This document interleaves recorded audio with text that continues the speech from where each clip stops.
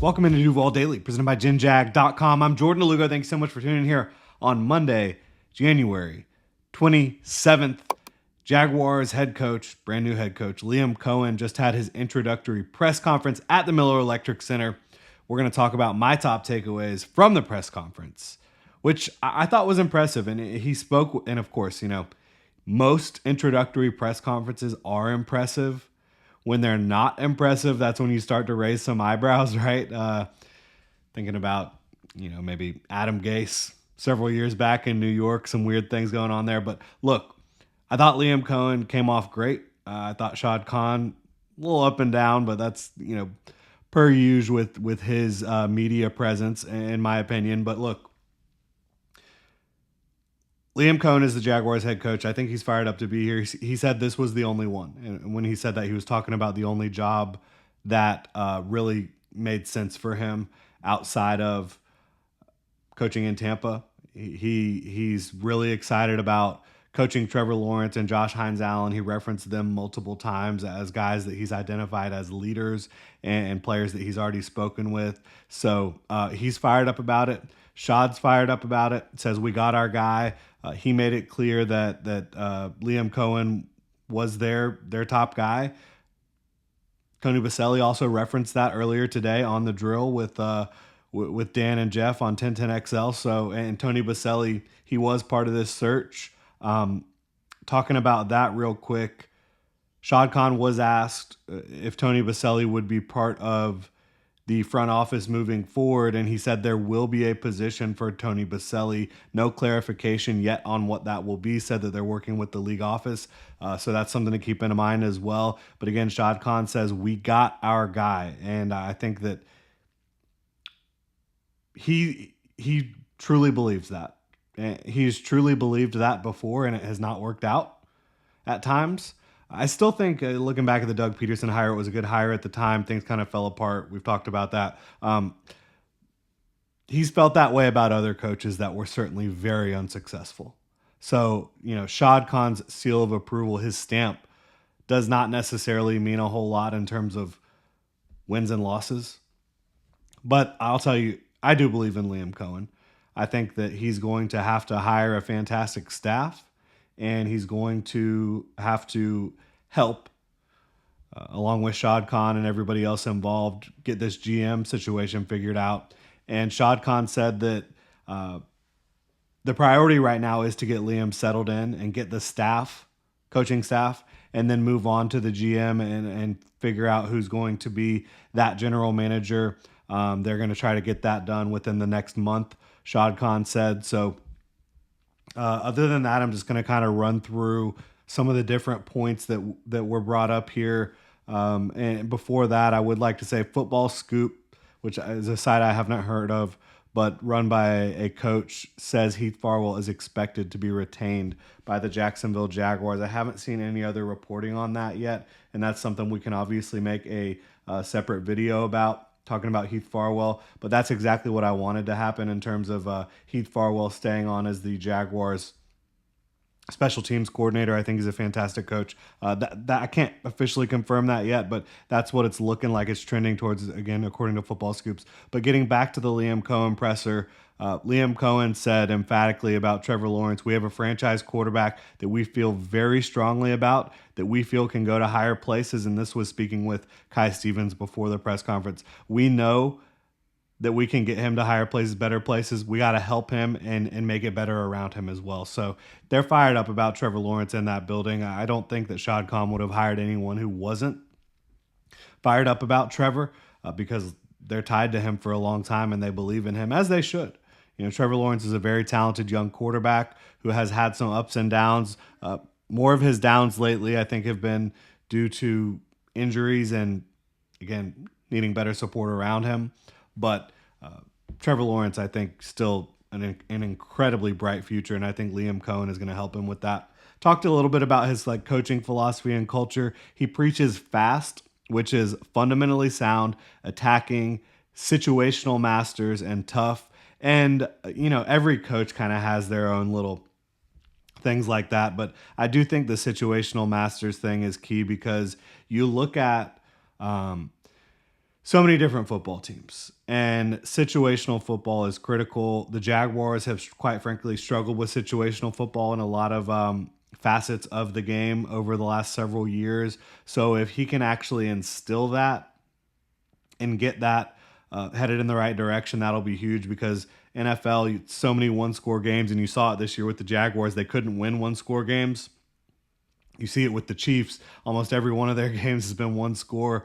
And I'm not saying the Jaguars are going to become the Chiefs, but if you can become a team that can execute in situations, big time important moments, that helps you win football games, bottom line. And I think Liam Cohen obviously has identified that throughout his coaching career and is going to try to bring that to Jacksonville. He preaches players over plays. We've heard that many times now. And now that's not to say that he doesn't believe in plays, because he's going to be calling the plays. I know that's something a lot of people were curious about.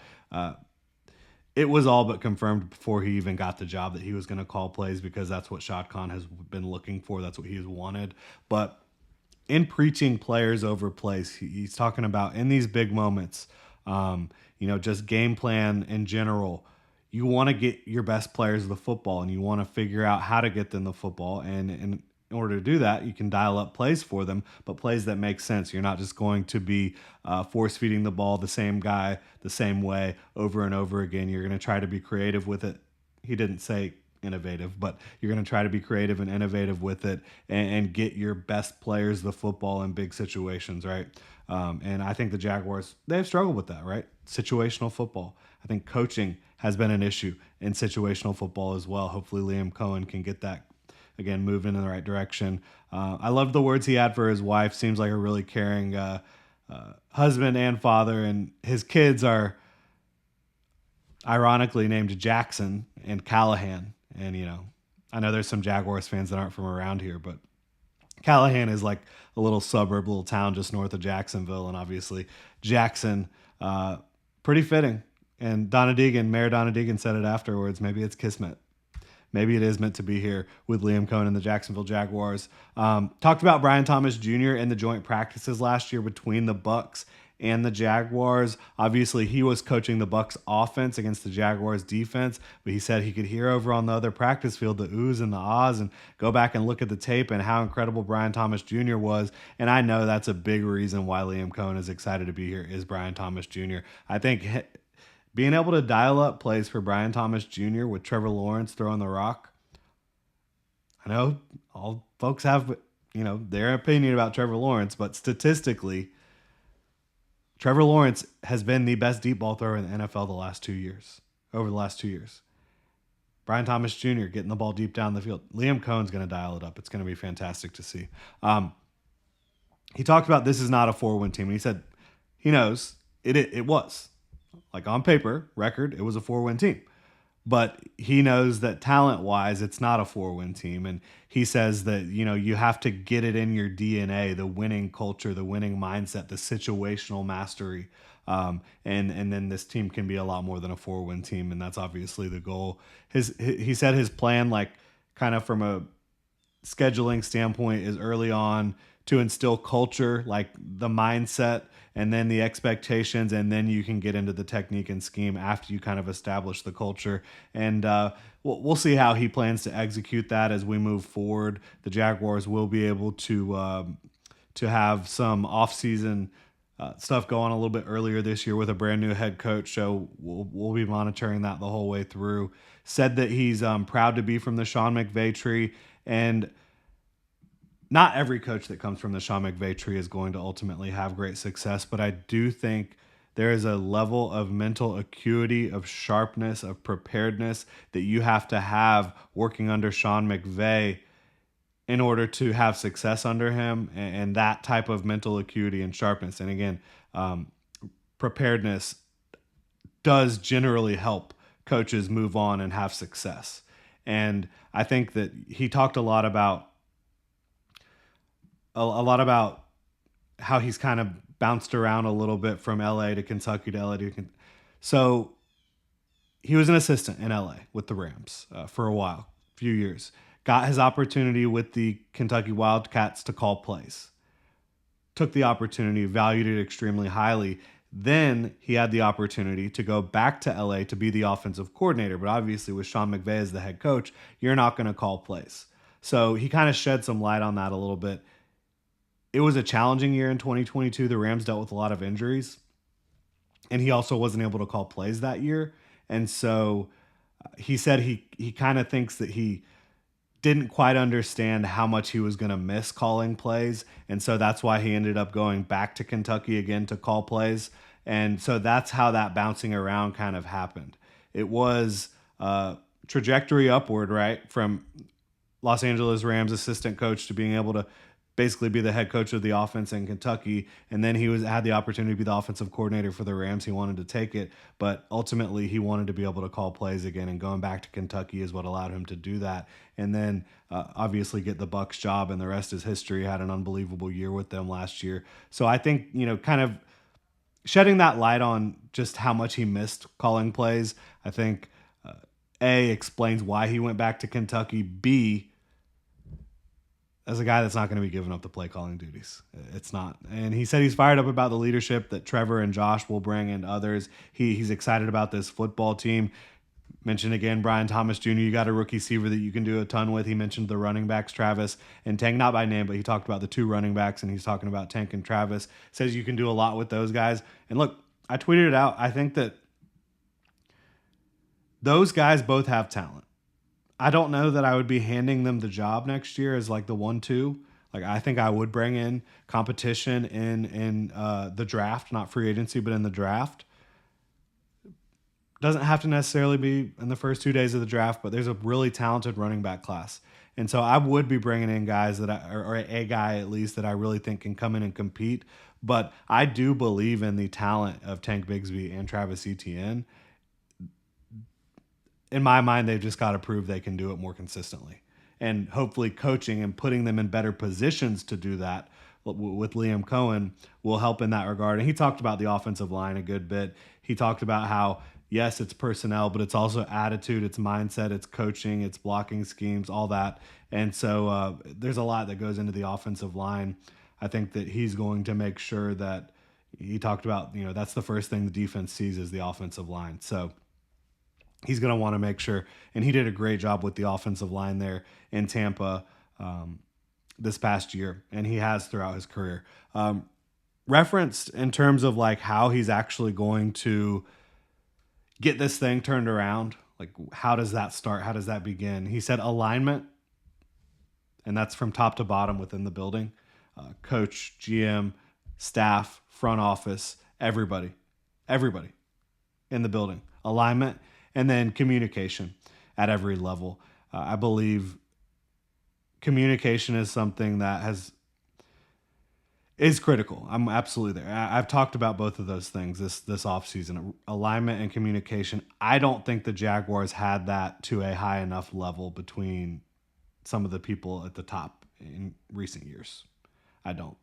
And so I think that he's going to help with the general manager search. I don't think it's going to just be his decision, but I think he's obviously going to have an impact and an influence on that. And that's going to be big, having alignment and communication. So the fact that he's talking about that at the very, very beginning is huge. He also referenced vulnerability.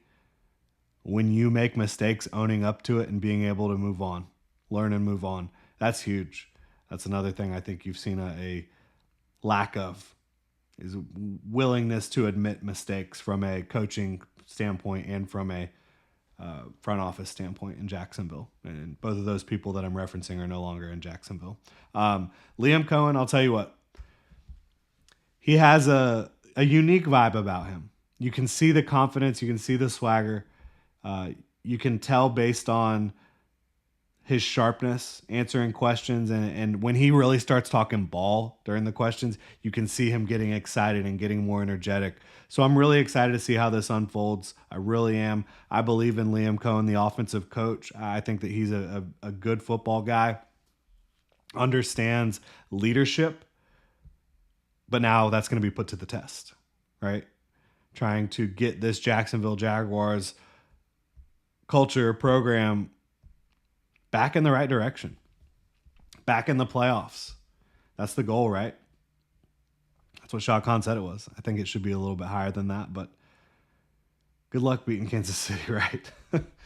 I think we can settle with getting back into the playoffs and then talk about it from there and see where things can go. But he also referenced the draft having 20 picks the next couple years. I think he's excited about being able to invigorate um, some of his kind of like stamp his footprint on this football team, if you will, and and grow this thing out.